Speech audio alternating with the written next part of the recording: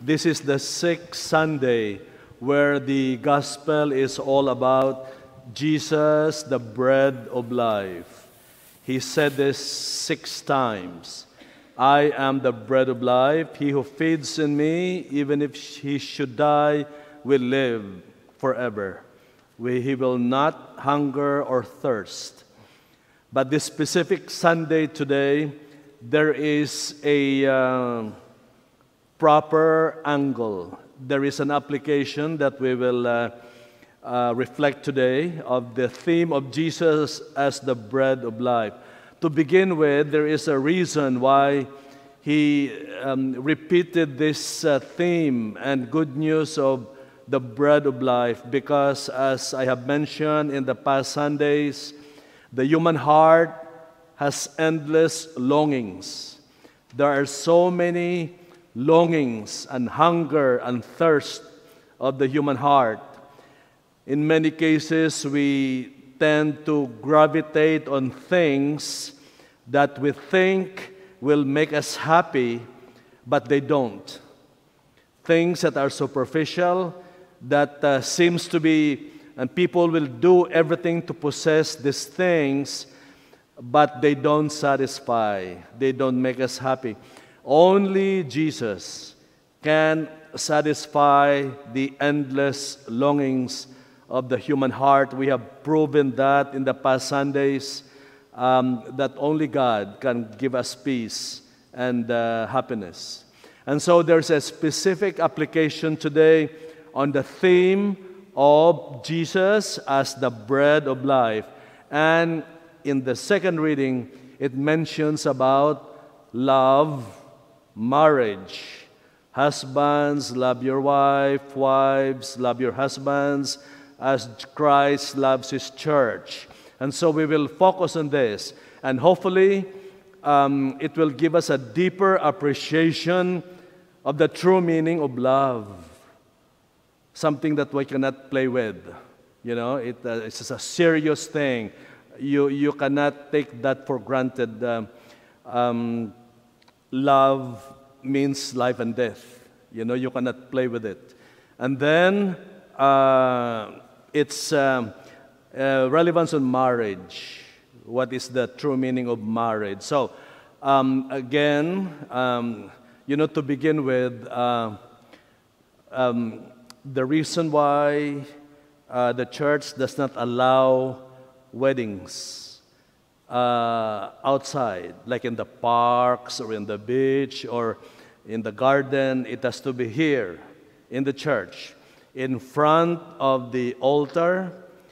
And what is the reason? The reason is that before the two people met, it was God who arranged their lives. Love is a gift from God. God is the owner of love. And every true marriage is made in heaven. And it is necessary that the couple stands here to say thank you to the owner, because God will be the one to nurture this marriage and will bring it to completion. He is the owner. He lends it to us, to people. And we have to recognize that ownership of God. So what's the application of Jesus as the bread of life to love and marriage? Before I say the reflection, I remembered there was a time when we had the renewal of the anniversary, the wedding vows of a couple who was married for 65 years. 65 years. And they came here and we officiated the wedding, the renewal of the vows. And so, out of curiosity, after the vows, I asked the man, the couple, what is your secret? Why and so long, 65 years of marriage. And the man said, Father, we don't really have a secret. I'm just very, very proud to say that of all those 65 years, there was never, ever, ever a fight in the house. We always go out to the yard. But they, just to make you laugh, because you're so serious and so quiet, just to, sometimes I'm comfortable when people are too serious. Catholics should learn how to smile, okay? Now, let's go. This is a beautiful theme of marriage. Now, during the wedding, during the marriage, there are two things that a couple does. There are two things that they do. First, they make a contract to each other. A contract is a human agreement. You have to go to the circuit judge to apply and to get the form. It is a civil agreement, which means that there are terms and conditions that you are making to each other. That's a contract, okay, that you sign. Now, aside from the contract, there is another important thing that you're doing. You are making a vow. Okay? Not to each other, but to God. This is very important. You are making a vow to God who owns that love, and the wordings of that vow is that you have to be faithful to each other in sickness and in health, in good times and in bad, and forever. That vow can only be destroyed by your last breath.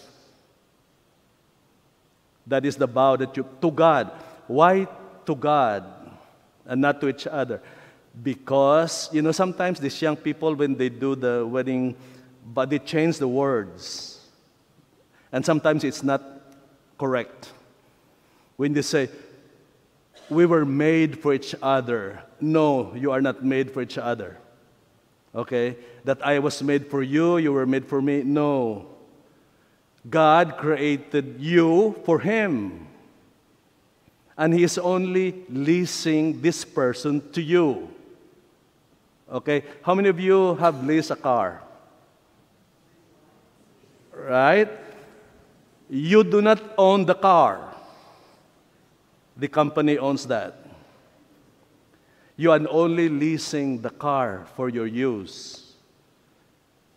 And there is a term. If the term is over, and you overdid the mileage, and then you dented the car, you will be charged. In marriage, the same thing. God did not create that person for you. He created him for Himself. At the end of marriage, He will get that person back. And He will look at that person. If you overdid the mileage, and you destroyed that person, you hurt that person, you dented him or her, you will be charged by the owner after the end of the lease. That's what marriage is. That's why the father gets the hand of the bride, and I always say, hey, this is the beginning of the lease. And shake hands, which means that you are responsible for that person, that person's journey back to God. You were a part of it, that you have made that person's life beautiful when he went back to God, because while you were together, you loved that person. That is the meaning of the vow that you make to God, who owns that person and who owns that love. Why is this important? Why is this necessary? That we understand the meaning of a vow in marriage. In our demographics in this parish, there are many people who come to me and complain, Father, we are in our 80s and my spouse is sick. Okay? He has dementia. Sometimes he could not recognize me anymore. He has all kinds of illness, and I have to push the wheelchair all the time, and I'm already drained and so tired. And I'm about to give up. I look at that person straight in the eye and say, once upon a time, you made a vow. You made a vow to love this person. You made a vow to God. You cannot turn back on that vow. You made a vow, okay, to love this person in good times and in bad. This is the path that God has chosen you. If you stand firm on your vow, this will be the one will send you to heaven because you are loyal. This is the path. All of us have vows. This is yours. You cannot turn your back on the vow that you made to God, because this is the path that will lead you back to God. And that at the end, when God takes this person, your spouse, that you have made that person beautiful and happy, you were a part of that. And God will reward you for doing so. And then the face changes, you know. Now, they understand the meaning of a vow. Okay? So that is how beautiful and wonderful is the gift of love and marriage that is given by God to people as a reflection of His unconditional love for us.